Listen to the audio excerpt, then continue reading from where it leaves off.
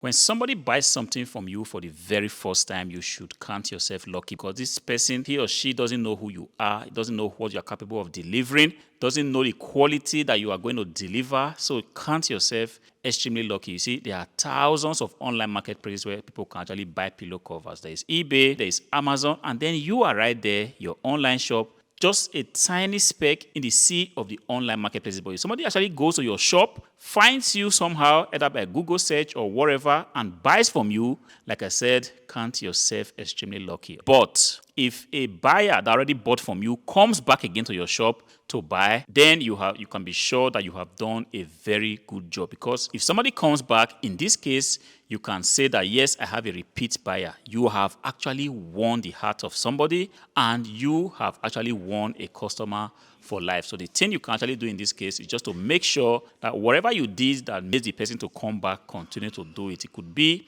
your excellent customer service. It could be that you deliver the best quality, better than what the person is used to. If that is what you did, continue to do it. You see, I sell pillow covers online. I sell on my website. I sell on eBay. And quite recently, I'm also trying to sell on Etsy. Sometimes we sell to one-off customers. They just buy it and you never see them again. They never come back to your shop and they never even leave reviews because sometimes we only have one form of feedback to hear from the customer if everything was okay, and which is the reviews. And a lot of customers like you and I know, we just buy stuff and as soon as the item gets delivered, we just go ahead and start using it and we never ever bother to go back and leave a review, all right? But when a customer actually comes back again to say, look, I want the same product, can you please deliver it to me? Then this is the best confirmation of the fact that you have done a very, very quality job. Recently, I sold a pillow cover and I also posted a video on this channel and shipped it over and everything was good. Didn't hear back from the customer. There was no review whatsoever. But just yesterday, I was surprised to get an email and the customer wanted 2 more pieces of the color white of these same pillow covers in the size 45 centimeter by 45 centimeter. Just like what I was saying, this is a repeat customer and that was the best confirmation for me that the item that I delivered in the first place was very good. These are premium 100% cotton fabric and I did my very best to ensure that everything was finished in record time and sent to the buyer. You see, it's hard. When you go to the online marketplaces, you see a lot of product like different kind of product, different kind of quality, product that you cannot even hold on your hand and show it to somebody that this is cotton. But quite recently, I tried to play that game of just selling a lot of shitty product, but it didn't really end well. I realized that, look, it's better for you. It doesn't matter what you sell.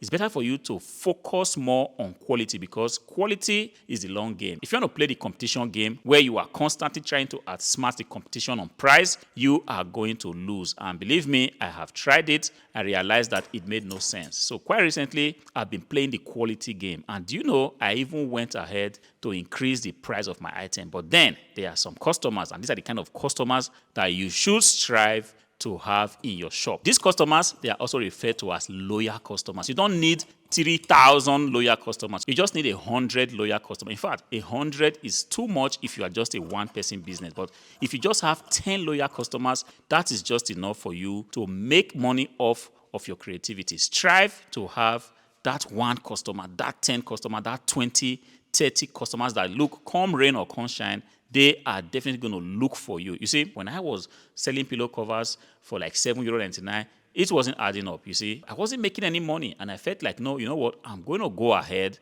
and increase the price of this thing because I'm aware that the quality I'm offering is very, very top notch. And I did do an experiment. I actually bought pillow covers for one of the competition and what they delivered to me was abysmal, was terrible, was shitty. And ever since, I said to myself, no, I have one of the best cotton fabrics you have out there, and I'm going to go ahead and increase the price. And a repeat customer doesn't really care the price with which you are offering your item for sale. Customer just want to be sure that he or she wants to get the same quality that he or she got before. And this is what you should strive to maintain because the more you keep doing this, you're going to be having 1 repeat customer, 2 repeat customer, 3 repeat customer, 3 repeat customers. And then at some point, you're going to be building a brand. A lot of people come to know you that, yes, you are the guy that makes pillow cover. You are the lady that makes one of the best pillow covers in your neighborhood. And then at that point, You just cannot afford to disappoint, because at this point, you are already a brand. People look up to you. They want to be associated with your name. They have this special feeling, this special comfort, this special satisfaction that they get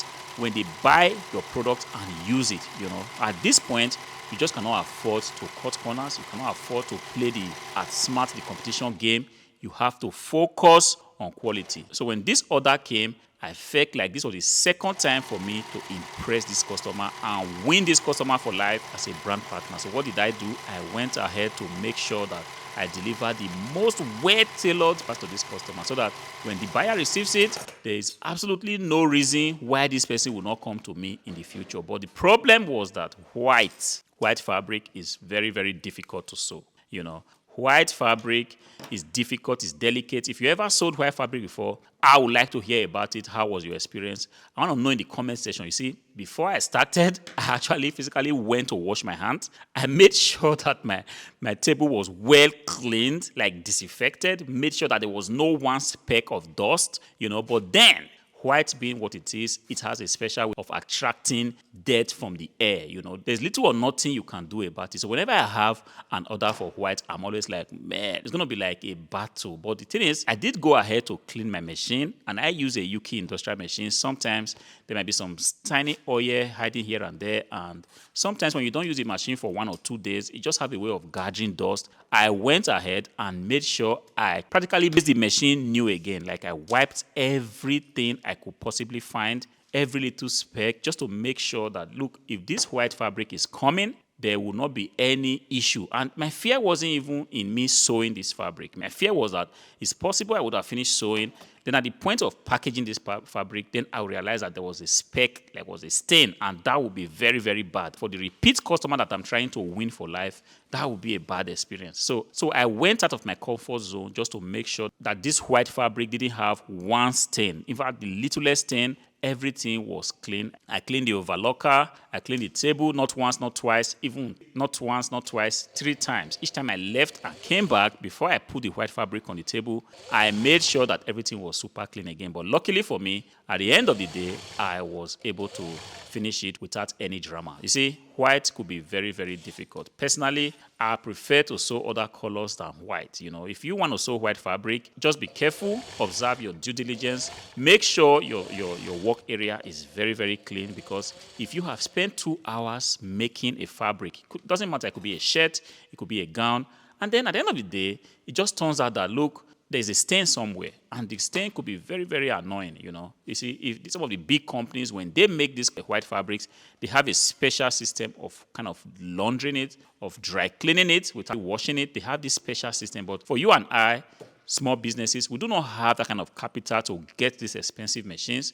So because of that, we're only hoping on our due diligence, making sure that we are cleaning our work area, and at the end of the day, just hope that nothing bad goes wrong. It's actually very easy, because I have more of this fabric. If in the event that it gets stained, I can actually get a new one. But then if a customer has delivered you fabric, this is where it gets interesting. And I really want to know, for those of you that has customer fabric and then make it into finished clothes and send it back to the customer, have you ever had a bad experience sewing white fabric? If yes, I would really love to hear about it. I would love to know how you remedied the situation. So in the end, I was able to finish this, packed it up as it should be, neatly, and then sent it off to the buyer. Hopefully the buyer should receive it tomorrow. I was fully satisfied. If you have just one repeat customer, it's a very good signal, a motivating signal for you to know that what you are doing, it's a very good thing. And for me, given that I have a goal to sew pillow covers until I'm able to buy the Yuki machine of my dream, I'm ready to go the extra mile just to ensure that I satisfy my repeat customers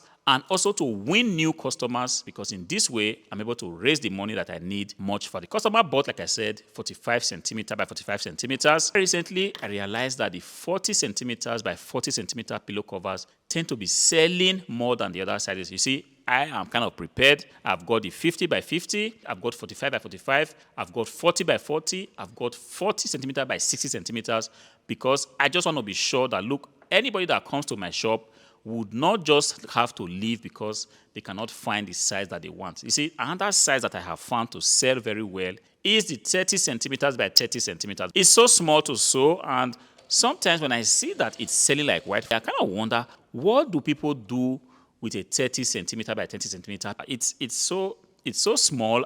This is not what you can sleep on, except they buy it for kids in the kindergarten. I'm still kind of wondering why the 30 centimeter is kind of selling so much. But for now, pretty much limiting my productions to 40 centimeter by 40 centimeter at the minimum. But if I see that the 30 centimeter is just kind of winning and the competition is smiling every day to the bank, because I am not there yet, selling 30 centimeter by 30 centimeter, I am going to go into that market and see how I can get a portion of the money that is to be made there. Let this be an encouragement for you. Perhaps you have been sewing pillow covers. You have not thought of selling them to make money. Believe me, I'm doing it, and I know there's a lot of money to be made doing it. But before you're able to pull this off, you have to be seasoned. It doesn't make sense when you spend 1 hour making a pillow cover only to end up selling it for $5. You're not going to make profit there, because there are still other expenses. You have to factor in your fabric, you have to factor in your thread, your zippers, and all that. But if you are seasoned, which means you know the intricacies of how the pillow cover mass equation is solved, then you can pretty much make profit. I had to go through fire just to learn this, and ever since I learned it, I've made more of money doing it. If you make handmade products and sell them for profit, I would like to hear your experience. Hit me up in the comment section and let's get the conversation going. Until I see you again in the next one, have a beautiful evening.